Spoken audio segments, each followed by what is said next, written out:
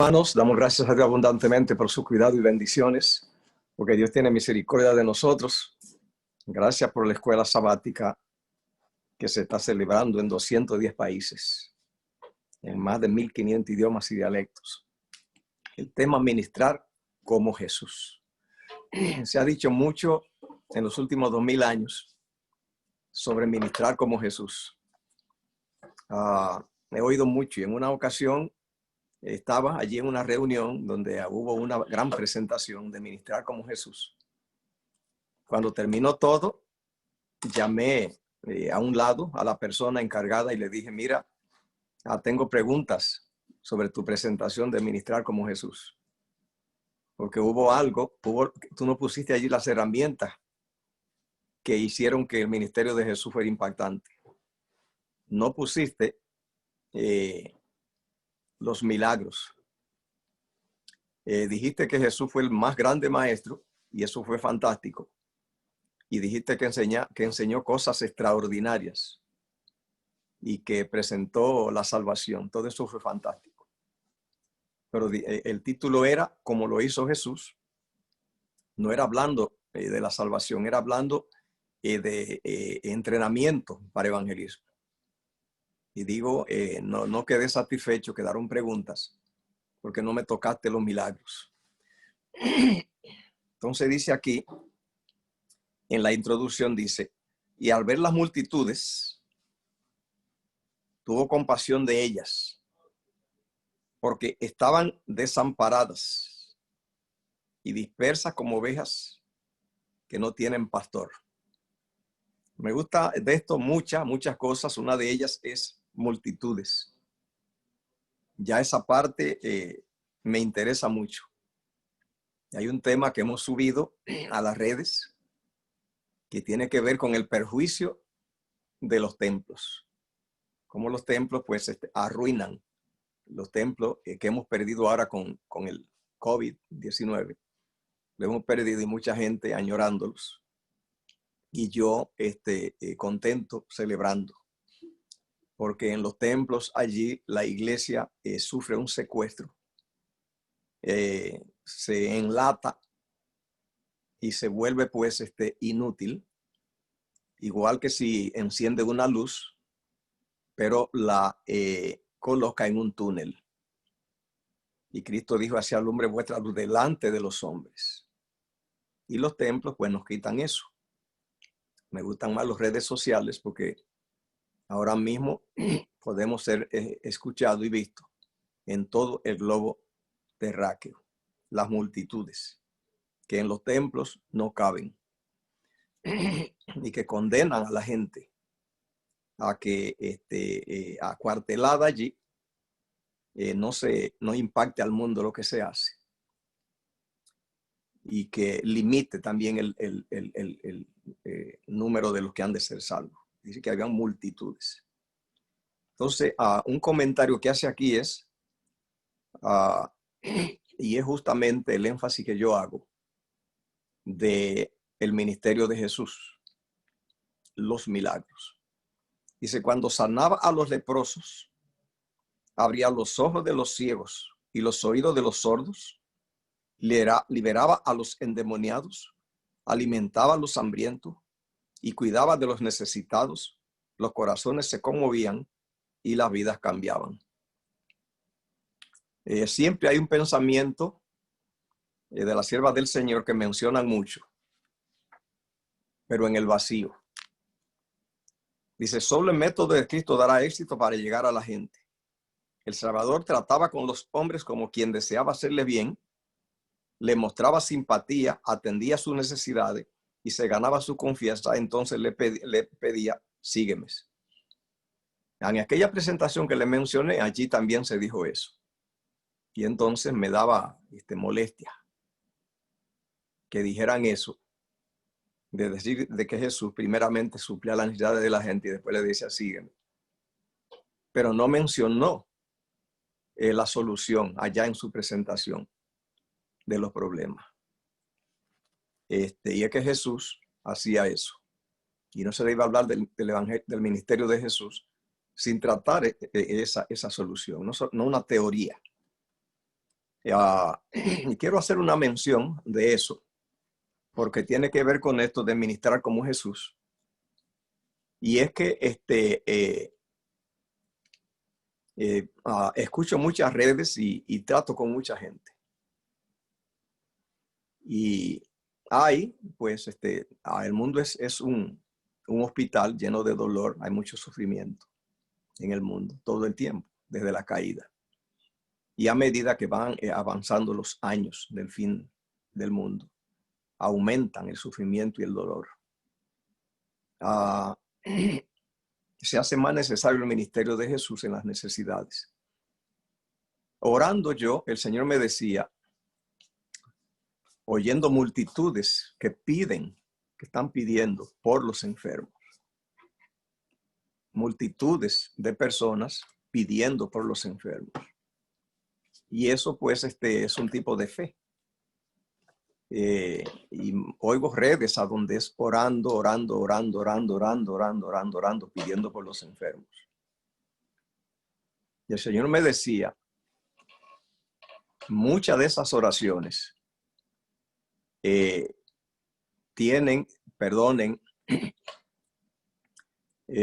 voy a usar un versículo de la Biblia,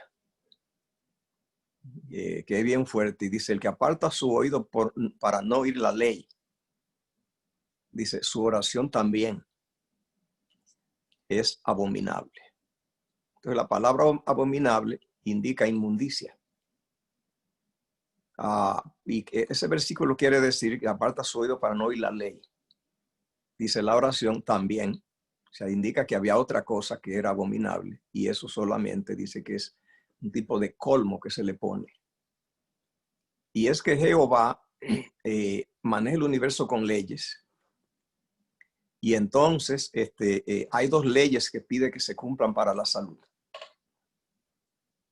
La primera ley que pide que se cumple es que haya personas que estudien la ley de la salud y la cumplan. Y número dos, que ellos vayan a los enfermos y le enseñen esas leyes. Que no se ore por los enfermos, porque puede ser una abominación a Jehová. La oración por los enfermos. Mientras oía en muchas cadenas orando por días, horas por los enfermos, Jehová me decía, hay mucha abominación en esa oración.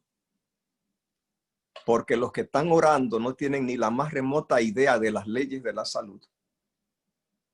Y eso los coloca en una posición fea delante de Dios, que ellos estén llevándole a Dios la inmundicia del sufrimiento humano, que Jehová ha dicho que se maneja con leyes. Pero no solo eso, pero Jehová manda que se estudien las leyes y se apliquen, y que los que las estudian, y ahora vamos al tema nuestro hoy, no estamos hablando de reforma pro salud, estamos hablando hoy de ministrar como Jesús, que la gente que conozca esa ley adopte a los enfermos en vez de orar por ellos. Para Dios es vergonzoso que se ore por enfermos. En algunas ocasiones hay casos que sí, pero sobre todo ahora con el COVID, que ya Satanás buscó una manera para que ya los humanos no podamos juntarnos. Es decir, una de las herramientas más letales es que los humanos no puedan reunirse con el COVID. Pero eso no había existido en el pasado tantas veces, muy ocasionalmente con las pandemias. El resto del tiempo, Dios pidió desde el principio del mundo que hubiera un pueblo que estudiara las leyes y que no se lleve los enfermos a los hospitales, sino que se establezca un hospital donde hay un enfermo. Pero la palabra hospital no me gusta. No, sanatorio. Jehová Dios, el método que se usó, la ciudad del Señor, es sanatorio, no hospital. El hospital tiene su nombre, es un almacén de enfermos. Sanatorio es diferente. Y eso es lo que Jehová mandó al pueblo adventista del séptimo día. Que ellos se graduaran todo de las leyes de salud y que ellos adoptaran a los enfermos y establecieran un sanatorio donde quiera que hubiera un enfermo. Así que entonces usted no deje de orar por los enfermos, siga orando. Hay un área donde la oración por los enfermos importa. Pero mucha de la oración por los enfermos es abominación a Jehová. ¿Cuándo lo es? Número uno, cuando el que ora carece de todo el conocimiento y aplicación de las leyes. Jehová no dejó que la vida humana se maneje por peticiones divinas. Y lo mismo pasa el pobre pidiéndole a Dios prosperidad. Lo mismo pasa a la gente si su hogar está destruido pidiéndole a Dios que se lo arregle. O si nadie lo quiere en el mundo pidiéndole a Dios que consiga que la gente lo trate bien. Porque el hombre no es una mascota, que es lo que se vuelve cuando se le pide a Dios que haga lo que nosotros tenemos que hacer. Así que hay que seguir orando por los enfermos, pero recordar que al pueblo adventista del séptimo día se le entregó otra receta. Se le dijo que tenía que graduarse de las leyes de salud y que tenía que ir por el mundo a adoptar. Tenía que mudarse a la casa de los enfermos. Ese es el ministerio. Se dijo que era el brazo derecho de la obra evangelística porque lo fue con Cristo. Entonces, predicar mucho sobre cómo Cristo hizo, ministrar como Jesús. Ya le digo que tengo muchos años escuchando eso con molestia, porque no se toca, se usa a Cristo para apadrinar proyectos vacíos. El proyecto de Cristo fue cargado de contenido y no se debería usar ese concepto, y la lección le está tratando muy bien. Me gustó cuando dijo así, dice, cuando sanaba a los leprosos, abría los ojos de los ciegos y oídos de los sordos, liberaba a los endemoniados, alimentaba a los hambrientos y cuidaba de los necesitados, los corazones se conmovían y la vida cambiaban. Y sigue diciendo, Jesús reconocía que el mundo necesita una demostración. Recuerde cuando hemos hablando del tema de Hebreos 11:1, que es la fe, que se ha predicado en los últimos 2000 años, que era sobre lo que no se ve. Pero que allí no, allí hay dos palabras antes, que es certeza y convicción. Aquí le llama demostración y proclamación. Dice, Jesús reconocía que el mundo necesita una demostración. Es con demostración que Jesús, que Dios obra desde la caída. El culto que Dios estableció para Adán desde la caída fue que allí hubiera una reunión del hombre con Dios. Era una liturgia donde el hombre traía un cordero, ponía la mano encima del animal, traspasaba simbólicamente sus pecados al animal y lo degollaba.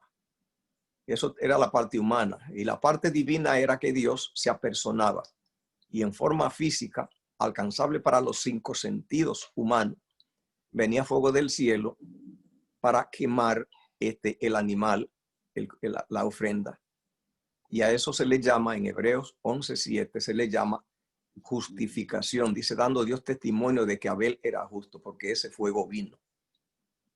O sea, que Dios prometió que iba a estar activo moviéndose a la vista. Entonces, pero que lo haría a través de la gente, de nosotros. Y el medio que tiene para que el mundo conozca a Dios es nosotros, los que lo conocemos. Y el medio es que nosotros llevemos. Y dice demostración. Con demostración es que Dios ha hablado todo el tiempo. Recuerde que lo que Moisés llevó fue demostración a los ancianos de Israel, que tenían muchas razones por las cuales no creer en Moisés. Una de ellas que Moisés lo había abandonado por 40 años. Otra era que Moisés se había casado con una mujer extranjera.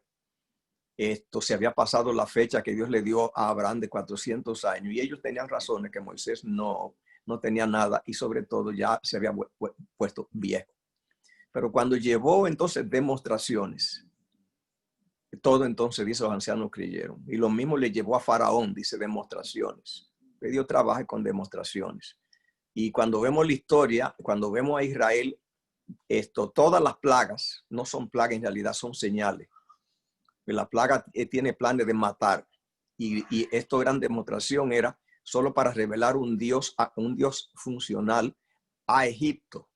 A Egipto. O sea, todo es con demostraciones. En la Biblia no existe el evangelio sin demostración. En ninguna parte. Eso es lo que Cristo vino. Vino a hacer milagros de demostración. La iglesia dejó de demostrar cuando apostató. Cuando murió la primera generación que murió con Juan en el año 100 por allí. La iglesia entonces fue llenada por los estoicos, por los filósofos griegos, paganos. Y ellos no quisieron que Dios se moviera en la materia. Y es pagana la idea de la religión cristiana de discursos. De la religión cristiana que no aterriza. Es pagana. Eso es lo que quiero. La religión que Dios mandó es una religión que tiene que hacer cosas en el cuerpo, en la materia, y es física. Los milagros de Cristo fueron todos materiales. Todos materiales. ¿Y hay algún comentario al respecto?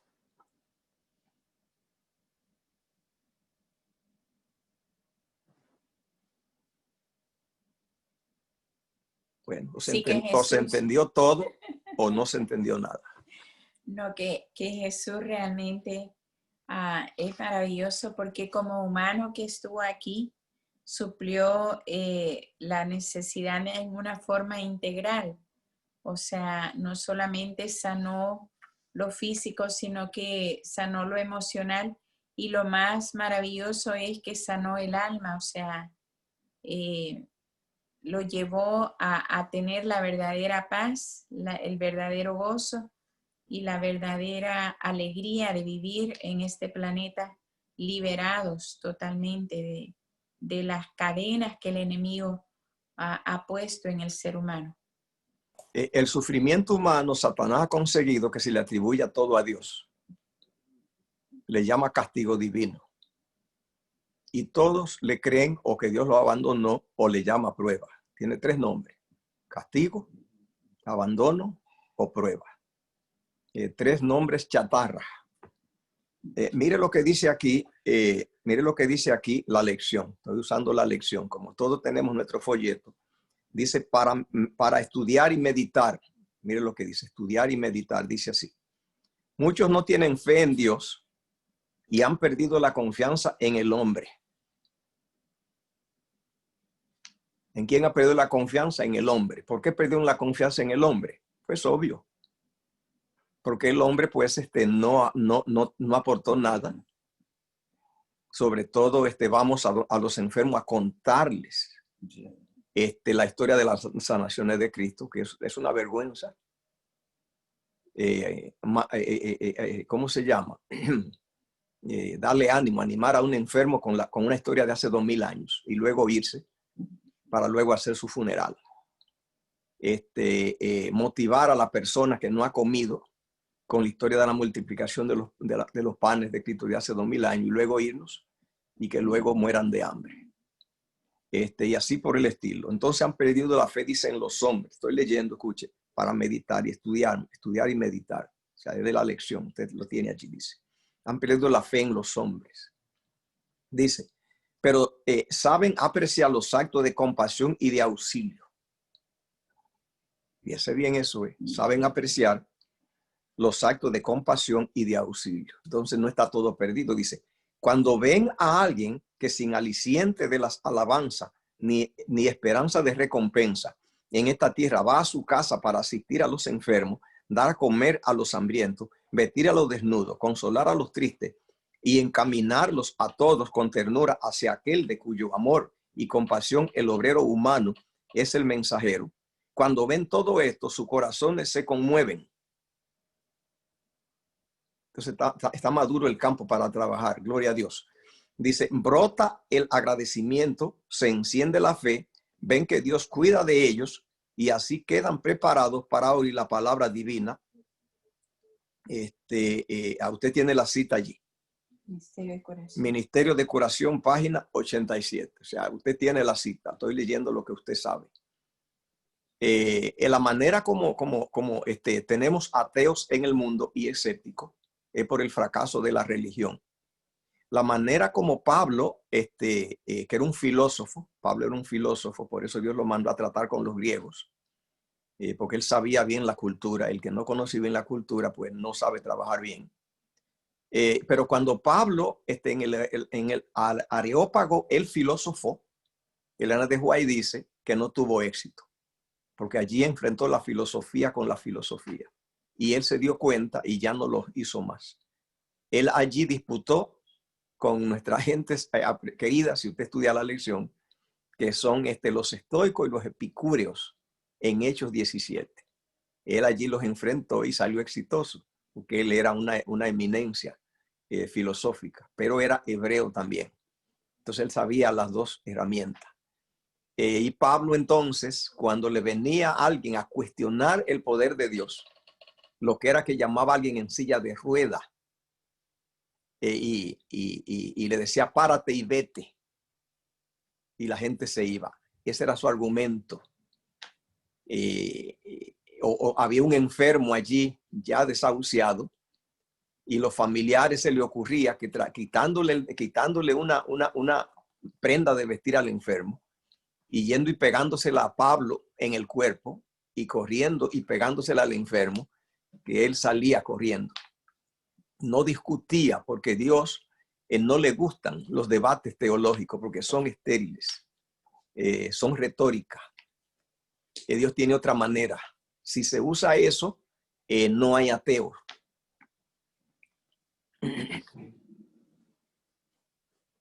Quiero escuchar algo.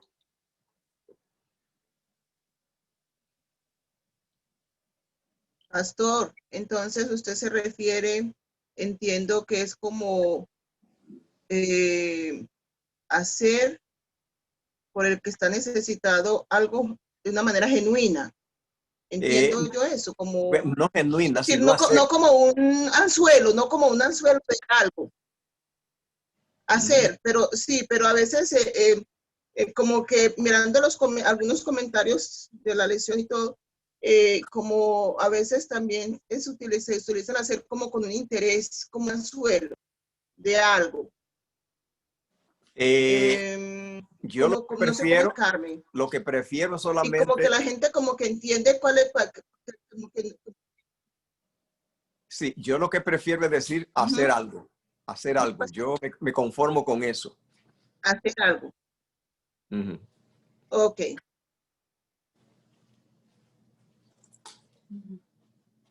Hacer algo y no limitarnos a mirar y a orar. Orar mientras hacemos. Dios nos mandó a orar, quizás orar para que Dios ayude, no al enfermo. Sí. La oración no se debe hacer en favor del enfermo. La oración debe hacerse en favor que le va a ayudar al enfermo. Del ministro, porque Cristo se fue 40 días y 40 noches a orar y no mandó a ningún enfermo a hacer eso. Y amanecía orando y nunca le dijo a la gente que hiciera eso. Entonces el que ministra es el que debe orar por él, por sí. Por... Entendido. Quisiera comentar algo, pastor. Ajá. Entiendo que es por nuestros hechos que podemos revelar al Dios en quien creemos y conocemos. Entonces hay que hacerlo como lo hizo Jesús, tiernamente ministrando a otros. Hay gente que en realidad ha sido formada ya de generaciones con un Dios distorsionado, o con ídolos, o a lo que ellos le llaman Dios, que no es el Dios que creó este mundo, ni su Hijo Jesucristo. Entonces a nosotros se nos ha manifestado Dios tiernamente, su gracia, su misericordia, y es para que la ministremos con esa misma ternura y compasión por otros seres humanos que todavía están bajo el control de Satanás. Entonces de esa forma Cristo se puede multiplicar en las personas. Cuando me comentaba hace, yo no sé, 15, 20 años un hermano adventista en una iglesia que dice que se ganó a su vecino porque su vecino estaba mecaniqueando para un carro que él necesitaba para su trabajo. Y este hermano dentista conocía algo de mecánica y fue y le ayudó. Y el vecino quedó impactado por el trabajo que hizo.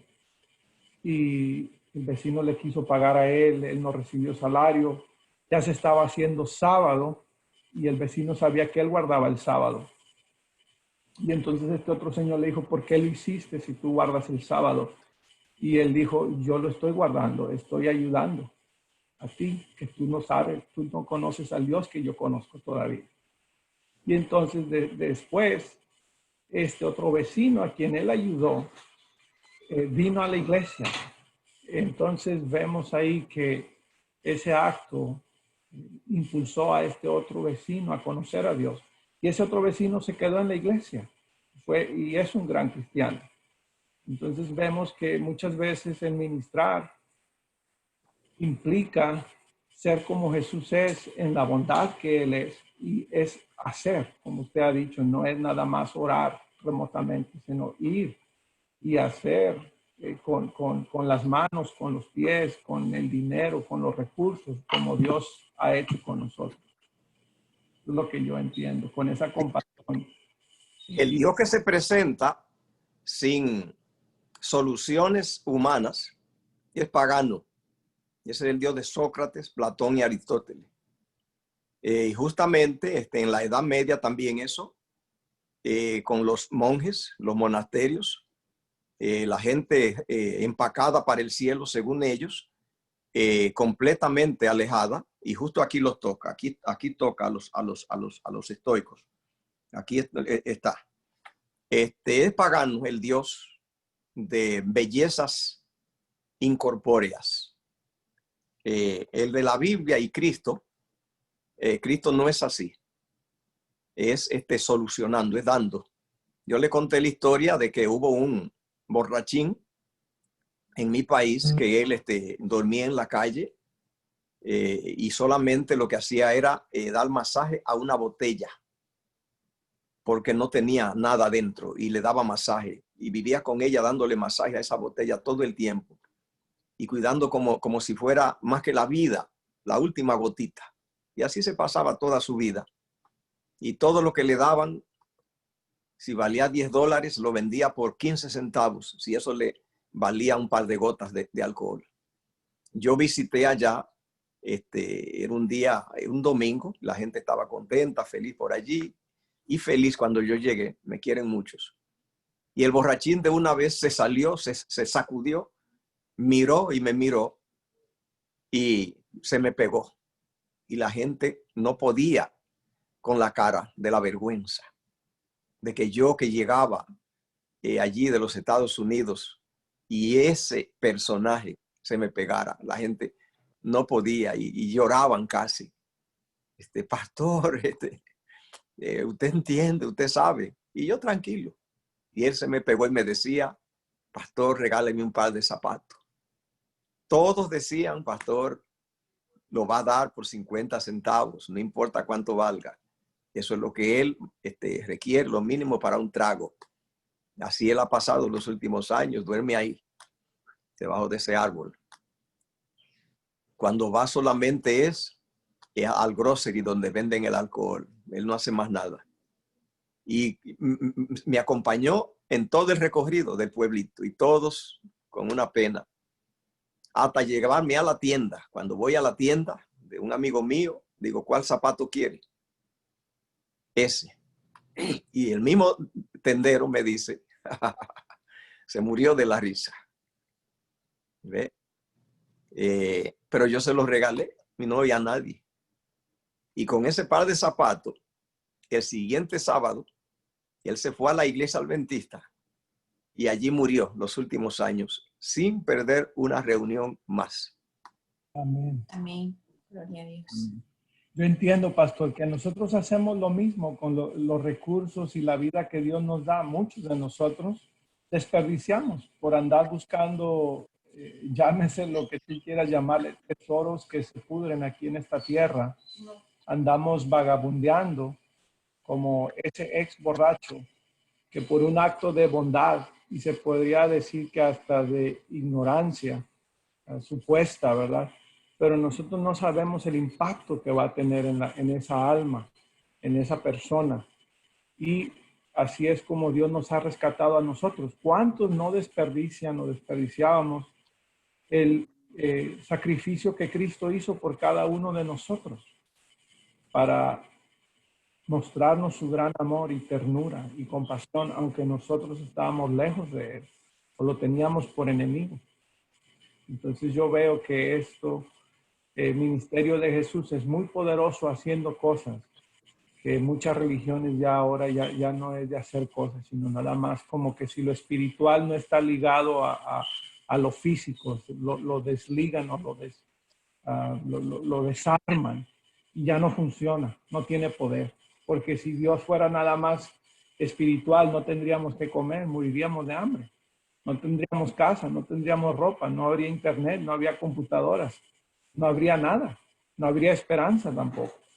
Nuestra esperanza está en Él, el gran dador de la vida y todo lo que necesitamos. Eso es lo que yo... Amén. Y que el Señor nos dice que nosotros somos la luz y somos la sal, y cada uno de esos elementos están para dar, o sea, cada uno tiene su función. Entonces nosotros tenemos nuestra función en este planeta, de alumbrar y de darle sabor a la vida de los demás, ¿verdad? Y eso lo hacemos solamente conectados con Cristo, dejándonos guiar por su Espíritu para que Él nos lleve a realizar eso. De otra manera, podemos hacerlo, pero sin el Espíritu tampoco no tiene validez. Aquí dice, quiero leer la parte del domingo, la actitud de Jesús hacia la persona. Dice así: Jesús siempre buscaba lo bueno en los demás, sacaba lo mejor de ellos. Entonces ya aquí tenemos una herramienta buena. No tengamos listas negras. Quememos nuestras listas negras. ¿Qué son las listas negras? Las listas negras son de los charlatanes, traficantes, las pandillas, prostitutas, ladrones, irresponsables y borrachos. Esas son listas negras. Quemémoslas y digámosle al borracho, a la prostituta, al ladrón, que Dios los ama. Dice aquí otra cosa, dice, mire lo que dice aquí, dice: de Cristo se dijo, a los pecadores recibe y con ellos come. ¿Por qué dijeron eso? Dice aquí, estoy leyendo acá, dice aquí, parte del domingo, segundo párrafo. La religión de los escribas y los fariseos y los saduceos era evasiva. Ellos pensaban, hay que hacer todo lo posible para evitar contaminarse con el pecado. Ellos le llamaban pecado pues al trajín de la vida y de las multitudes, ¿ve? La enseñanza de Jesús fue dramáticamente diferente. Se sumergió en este mundo un pozo de serpiente para redimirlo, no para evitarlos. Bien, vemos a la familia Acevedo con su mano levantada, alzada. Adelante.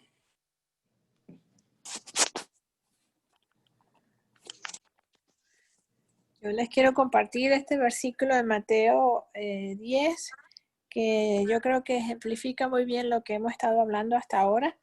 En esta versión dice, vayan y anuncien que el reino de los cielos está ya cerca o se ha acercado. Entonces, ¿cómo es que hacemos esta predicación?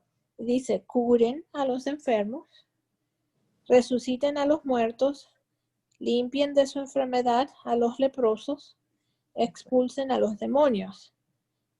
Háganlo todo gratuitamente, puesto que gratis recibieron ustedes el poder. Gloria a Dios. Entonces, me dice varias cosas ese versículo. Lo que ya me dijimos, que predicamos accionando, ¿no? y que antes les confieso que donde dice resuciten a los muertos, yo leía este versículo, decía curen a los enfermos y saltaba la parte resuciten a los muertos, eso lo saltaba. Bueno, eso no se aplica para ahora, eso sería para otro tiempo. Pero me dice dos cosas. Uno, Dios no está en el negocio de la muerte ni la enfermedad. Eso es lo que quiere decir. Si nos dice resuciten a los muertos, no está diciendo que eso no, estamos desatando la enfermedad, la muerte no es, proviene de Dios. Y como el ejemplo que usted dio, pastor, ese hombre borracho estaba en la muerte y fue resucitado. La muerte puede ser de muchas maneras y no descarta que sea una muerte física también, como en el caso de Pablo. Y si leo más en este en Ahí, esta cita, perdón, dice ahí está. que interesantemente, Sí, adelante, perdón, sí, adelante, que dice que la adelante. manera en que nos debemos ir preparando para hacer esta obra, dice que esta es la obra que tenemos que ir preparándonos para hacer, la debemos, ¿cómo nos preparamos? Aprendiendo acerca de las causas, la prevención y el tratamiento de las enfermedades. Amén. Así que al hacerlo, encontrarán un campo de labor en todas partes. Habrá mucha gente enferma que necesitará ayuda, no solamente entre los de nuestra fe, sino mayormente entre los que no conocen la verdad. Así Amén. que les compartía eso que para mí ha tenido mucho significado. Amén. Ese versículo es clave. Y queremos oír, por favor, hermanos, digan algo. Es una escuela. Vimos a la hermana Esperanza con su micrófono abierto. Hermana Esperanza, quería comentar algo. A la hermana Daris también le vi el micrófono. Sí, yo estaba, bueno, ya la hermana dijo una parte, la hermana, la doctora Acevedo, la doctora, que yo lo que me puse a pensar con ese mensaje es que si encontramos una persona, un vecino en la calle y todo, lo que primero tenemos que darle es amor, si necesita un plato de comida, dárselo y tratarlo por un buen tiempo, ya después venir la palabra de Dios para que ella vaya viendo a través de nuestras obras en nosotros, que le demos un testimonio como Dios actúa en nosotros, y ya después de dar el amor, viene la palabra de glorificarle que Dios es grandísimo. Eso es lo que había entendido yo, y ahorita la hermana, la doctora me terminó de confirmar mi pregunta que yo tenía para el pastor. Amén. Entonces, no sé si estoy equivocada o así estaba. Dije, hay que ganarnos a la persona con amor, con obras, con plato de comida, un abrigo, y después demostrarle la grandeza que Dios ha hecho en mi vida. No sé si estaba mal. Amén. Eso es lo correcto. Oh, bueno, gracias. Esa era mi duda, pastor. Que Dios me lo bendiga. Eso es lo correcto. Amén. Sí. Yo siempre le cuento a la gente, la persona que me evangelizaron a mí, esta familia vivió allí unos más de 50 años, ya ellos murieron, pero dejaron una de las iglesias más grandes de todo el país, en número y en edificación. Y yo pues vi cómo hacía él, cómo hacían. Una de las cosas que hacían era que la casa, desde las 6 de la mañana hasta por allí 8 de la noche, 9 de la noche, había comida y la gente iba y comía. Porque hay culturas en la República Dominicana, áreas a donde la gente es así, que hay mucha comida. Y la gente podía llegar y comer a toda hora.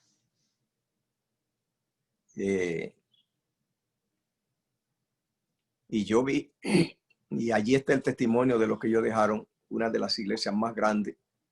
Y por el testimonio y el trabajo de esa gente, la cantidad de pastores adventistas que hay, de gente, de jóvenes que nos fuimos a estudiar, compañeros de trabajo que yo tengo, pastores que han salido de allí, del ministerio de él. Y la casa era que comida el día entero a todo el que llegaba. Había una enramada La gente ayer era que llegaba, con eso un país caliente. Y se sentaba allí. Y de una vez le preguntaban si quería comida, porque había comida el día entero. Además de que predicaban también a todo el mundo. Yo fui ganado porque salían ya después que la gente se acostaba temprano, era una aldea, un pueblo pequeñito, un vecindario. La gente se acostaba temprano.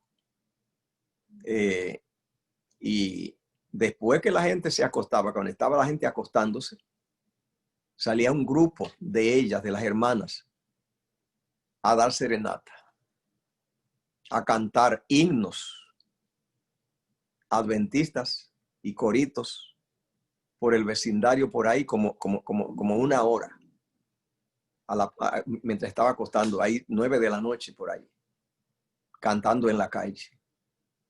Pues un corito de eso, el que yo canto, el que mi esposo y yo cantamos, ese corito es como mi himno nacional adventista, fue ese.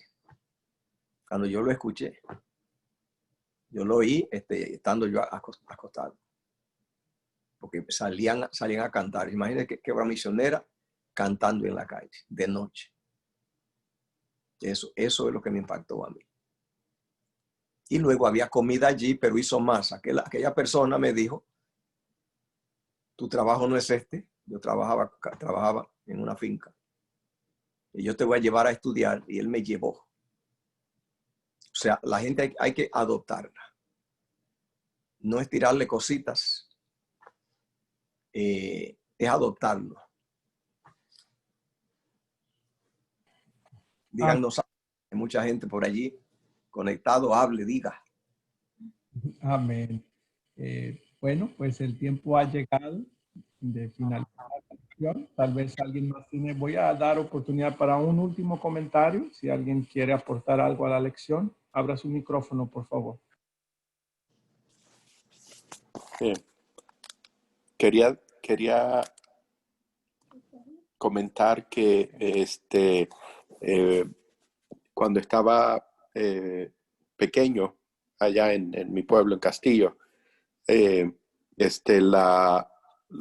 vecino de enfrente, de hecho la cuadra completa de enfrente, el vecino de enfrente era el cura, era la casa del cura, una casa grande, tenía un patio enorme y al otro lado, en la misma cuadra, estaba la iglesia católica del pueblo. Y entonces, así que ese era el vecino de enfrente. Era la iglesia católica, la casa del cura y una escuela técnica que enseñaban cómo trabajar carpintería y cosas de ese tipo, que era católica también. Y entonces los vecinos que nos quedaban al lado izquierdo era una clínica y centro comunitario dirigido por monjas. Y eran unas monjas canadienses. Y yo recuerdo que la cerca de ese lado de la casa, ellos tenían una parte que es un edificio de 2 pisos. No creo que había ningún otro edificio de 2 pisos. Todas las casas eran de 1 piso en ese tiempo. Pero traigo el tema por el hecho de que ellas pues vivían una vida muy retirada. Tenían un dispensario clínico y un lugar donde enseñaban, había un salón grande donde enseñaban cosas a las damas, a cocinar, clases de costura, etc. Pero, y eso fue el estado de cosas por 20 años, ¿verdad? Y cuando eran sumamente privadas, uno solo las veía así de ráfagas, cruzaban un momentito aquí, un momentito allí, no se relacionaban, no hacían amistad con el vecindario, con la gente. Y cuando ellas terminaron su trabajo allí, ya mayores, y se regresaban a Canadá, ellas vinieron a la casa. Eso fue algo, eso es un evento. Vuelvo y repito, uno solo las veía así como ráfagas. La alcancé ayer así rápido cruzando de un sitio a otro, tal vez así las veíamos. Y ellas vinieron a la casa simplemente para decir que todos los sábados ellas se sentaban juntas en la pared que quedaba más cerca de nuestra casa para escucharnos cantar los himnos de recibir el sábado.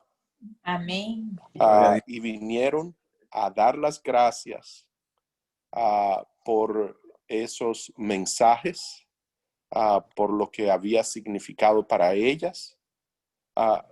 Yo recuerdo mi mamá quedó que hubo que levantarle la barbilla del pecho. Ella se quedó con la boca abierta. Ella no, jamás, a ninguno de nosotros, jamás nos cruzó por la mente, número uno, ni que les interesase eso. Se veían como personas que eran extranjeros, no interactuaban con nadie, parecían alguien que estaban tan distantes. Sin embargo, por años, casi 2 décadas,